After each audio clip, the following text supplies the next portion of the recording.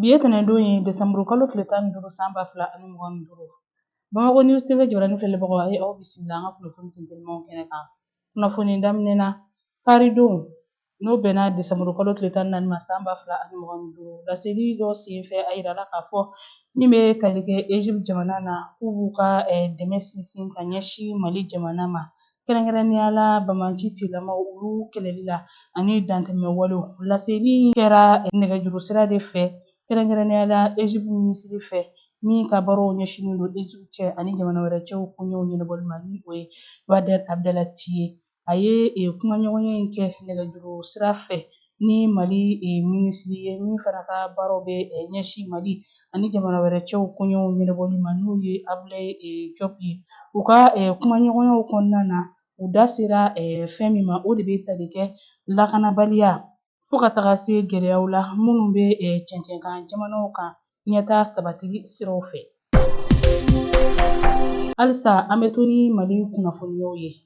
Mali minisiri min ka baaraw bɛ ɲɛsin kiriko ma ni o ye Mamadu Kasonge ye ale ye ɲɔgɔndan dɔ kiriko bunankun kan o baaraw tako filanan min don kiriko kalanso la Badalabugukaw fɛ yen nɔ ni o ye FDP ye i b'a ye k'a fɔ ko cɛbɔ 7,812 cɛla maa 396 olu de sera ka nin ɲɔgɔndan in kun fɔlɔ tɛmɛ wa olu de bɛna a kun filanan fana baaraw kɛ minnu cɛla i b'a ye k'a fɔ kiri baarakɛla maa 140 olu de bɛna sugandi u tilalen don cogoya min na i b'a ye k'a fɔ maa 110 olu de kan ka taa ordre judiciaire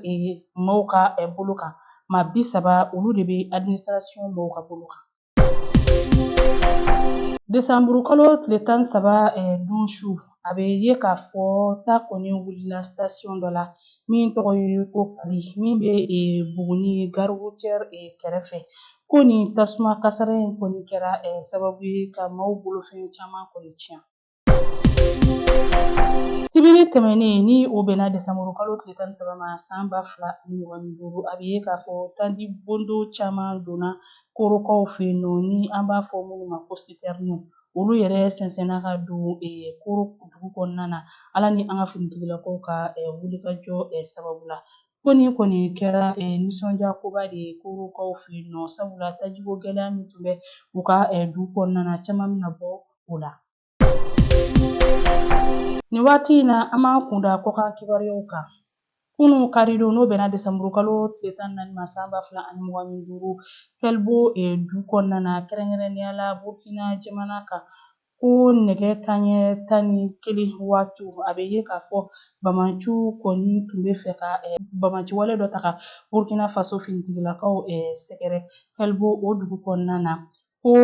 ka kɛɲɛ ni o finitigilaka ninnu ka wulikajɔw ye u sera ka dankari kɛ jugu ninnu na ko jaabi kunfɔlɔw y'a yira k'a fɔ Bamaci tigilama mɔgɔ 20 bɔnɛna u ni la ani k'u ka moto 10 ɲɔgɔn jiginna ala ni sanfɛ susuluw sababu la u ka maramafɛnw caman minɛna ani dɔw fana tiɲɛna. CEDEAO tɔnjɛkulu maaw ni o ye Communauté économique des États de l'Afrique de l'Ouest ye olu kɔni ye u ka lajɛba dɔ ta ko 68 kɛnɛw sigi Abuja ni o ye Nigériya faba ye ka kɛɲɛ ni kunun karidon ye Desanburu kalo tile 14 san 2025 u ka sigi dakun kun bɛ tali kɛ fɛn min na o de ye farafinna dancɛw olu lakanabaliya kɔfɛ ani ka walawalali kɛ tɔnjɛkulu in yɛrɛ ɲɛtaa sabatili kan o kɔfɛ fana u ye sɔni sigi min kan